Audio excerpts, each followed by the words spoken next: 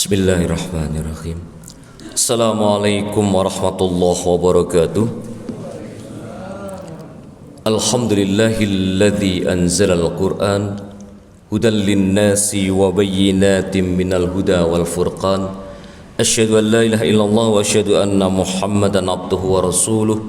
Allahumma salli ala Muhammadin wa alihi wa sahbihi ajma'in. Amma ba'du. Hadirin jamaah salat subuh yang mudah-mudahan senantiasa dirahmati oleh Allah. Senantiasa kita memanjatkan puji syukur kehadirat Allah Subhanahu wa taala. Subuh pagi hari ini Allah masih berkenan memberikan kesempatan dan kenikmatan kepada kita semuanya. Mudah-mudahan kita semuanya senantiasa diridhai oleh Allah Subhanahu wa taala. Amin. Subuh pagi hari ini saya ingin mengajak kita kembali berinteraksi dengan ayat Al-Qur'an. Saya ingin menyampaikan bagaimana digambarkan dalam Al-Quran Nabiullah Ibrahim alaihissalam berdoa untuk negeri tercintanya. Hadirin, Nabiullah Ibrahim alaihissalam adalah seorang nabi yang diutus di daerah Mesopotamia. Mesopotamia itu dahulu ya, sekarang apa itu? Lalu berhijrah ke berbagai negara termasuk Syam, Palestina dan Makkah. Dan ketika beliau di Mekah ini, beliau bersama putranya Ismail dan istrinya Hajar. Kemudian diperintahkan oleh Allah untuk meninggalkan Hajar bersama anaknya bayi Ismail di lembah yang sangat gersang di Mekah waktu itu. Ibrahim pun merasa khawatir karena wilayah tersebut tidak memiliki sumber air, tumbuhan, dan penduduknya juga masih sangat jarang sekali. Dalam kondisi seperti itu, Nabiullah Ibrahim beliau berdoa kepada Allah agar negeri Mekah diberkahi, dijadikan aman, dan diberikan rizki kepada penduduknya. Doa ini menunjukkan kecintaan Nabiullah Ibrahim terhadap keamanan, kedamaian, dan kesejahteraan umat manusia yang akan bermukim di sana. Doa ini juga menjadi dasar pentingnya mendoakan negeri tercinta agar tetap aman dan makmur. Maka dalam kondisi seperti sekarang ini, negeri kita yang tidak sedang baik-baik saja, saya ingin mengajak kita merenungkan kembali doa Nabi Ibrahim ini. Dan doa ini diabadikan dalam beberapa ayat Al-Quran. Yang pertama di dalam surah Al-Baqarah ayat 126. Di dalam Al-Baqarah ayat 126 Allah berfirman, wa idz qala Ibrahim rabbi ij'al hadza baladan amina warzuq ahlahu minas samarati man amana minhum billahi wal yaumil akhir qala wa man kafara fa umatti'uhu qalilan thumma tarruhu ila adzabin nar wa bi'sal masir. Artinya, dan ingatlah ketika Ibrahim berkata atau berdoa, ya Tuhanku, jadikan negeri ini negeri yang aman sentosa, dan berilah rezeki berupa buah-buahan kepada penduduknya, yaitu di antara mereka yang beriman kepada Allah dan hari kemudian. Allah berfirman, dan kepada orang kafir pun akan aku beri kesenangan sementara, kemudian aku paksa ia ke dalam azab neraka, dan itulah seburuk-buruk tempat kembali. Jadi doa Ibrahim ini kemudian dikomentari oleh Allah di dalam ayat tersebut. Itu yang pertama, surah Al-Baqarah ayat 126. Yang berikutnya masih sama, doa Ibrahim juga diabadikan dalam Al-Quran, surah Ibrahim ayat 35 dan 36. Wa idz qala Ibrahim rabbi ij'al hadza baladan amina wajnubni wa baniya an na'budal asnam rabbi innahunna adlalna katsiran minan nas faman tabi'ani fa innahu minni wa man 'asani fa innaka ghafurur rahim. Artinya, dan ingatlah ketika Ibrahim berkata, ya Tuhanku, jadikanlah negeri ini negeri yang aman, dan jauhkan aku beserta anak cucuku dari menyembah berhala-berhala.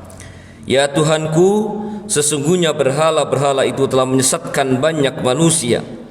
Maka barang siapa yang mengikutiku, maka sesungguhnya dia termasuk golonganku, dan barang siapa yang mendurhakaiku, maka engkau maha pengampun lagi maha penyayang. Konteks doa Ibrahim adalah konteks Mekah. Hajar istrinya dan anaknya Ismail masih bayi ditinggal di Mekah. Beliau minta Allah menjaga keamanannya, memberikan keberkahan di dalamnya, dan juga minta dijauhkan dari berhala-berhala. Hadirin, pelajaran dari doa Ibrahim itu ada beberapa hikmah yang bisa kita petik. Hikmah doa Nabi Ibrahim itu apa yang bisa kita petik untuk keselamatan negeri kita tercinta ini? Yang pertama, keamanan adalah sebagai nikmat yang terbesar. Maka Nabi Ibrahim memohon agar Makkah dijadikan negeri yang aman. Hal ini menunjukkan bahwa keamanan adalah syarat utama sebuah negeri agar bisa berkembang. Karena tanpa rasa aman, ibadah, ekonomi, dan kehidupan sosial tidak akan bisa berjalan dengan baik. Maka doa yang pertama diminta Ibrahim adalah keamanan negeri. Yang kedua, doa yang diminta Ibrahim adalah kesejahteraan dan rizki bagi penduduk. Ibrahim tidak hanya berdoa untuk keamanan, tapi juga untuk rizki berupa buah-buahan bagi penduduknya. Artinya kesejahteraan ekonomi harus menjadi perhatian utama selain keamanan. Yang ketiga, doa Ibrahim itu intisarinya diantaranya adalah tauhid dan menjauhi syirik. Nabi Ibrahim juga berdoa agar dirinya dan keturunannya dijauhkan dari menyembah berhala atau berbuat syirik. Ini menegaskan bahwa tauhid adalah pondasi utama kehidupan berbangsa dan bernegara.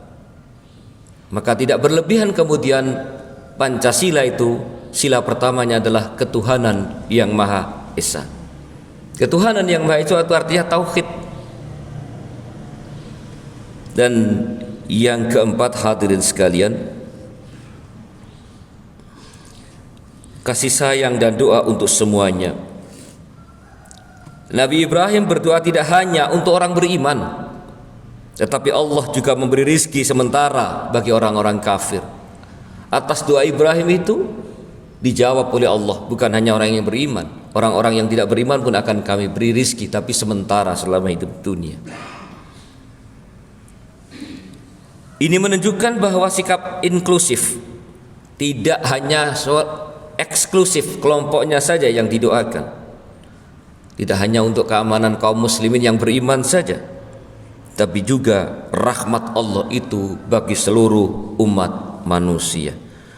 Itulah pelajaran-pelajaran dari doa Ibrahim yang diabadikan dalam Quran dalam konteks seperti itu. Ketika mau meninggalkan Mekah, Ibrahim berdoa untuk keamanan Mekah, berlimpah rizki di dalamnya, dan dihindarkan anak keturunannya dari berhala-berhala. Dalam konteks saat ini yang negara kita sedang dalam keadaan tidak baik-baik saja, hadirin, mohon kita semua berdoa memohon kepada Allah untuk keselamatan negeri ini, keselamatan Islam, keselamatan umat manusia. Kita doa memohon kepada Allah agar negeri ini dihindarkan dari kerusakan, dihindarkan dari kehancuran. Kalau kita tidak memohon kepada Allah, lalu kepada siapa lagi kita akan memohon keselamatan negeri ini? Karena yang bisa menyelamatkan negeri ini hanya Allah subhanahu wa ta'ala. Sedangkan manusia, pejabat dan sebagainya itu hanya pion-pion perantara bagaimana mengelola negeri ini. Mudah-mudahan Allah subhanahu wa ta'ala senantiasa membimbing kita semuanya untuk senantiasa berdoa untuk keselamatan negeri ini, dan mudah-mudahan Allah menjadikan negeri ini kembali baik-baik saja dan diberkahi di dalamnya dan berjalan di dalamnya keberkahan Allah subhanahu wa ta'ala. Kurang lebihnya mohon maaf. Mari kita tutup dengan doa kafaratul majlis. Subhanakallahumma wa bihamdika asyhadu an la ilaha illa anta astaghfiruka wa atubu ilaih. Billahi taufiq wal hidayah. Assalamualaikum warahmatullahi wabarakatuh.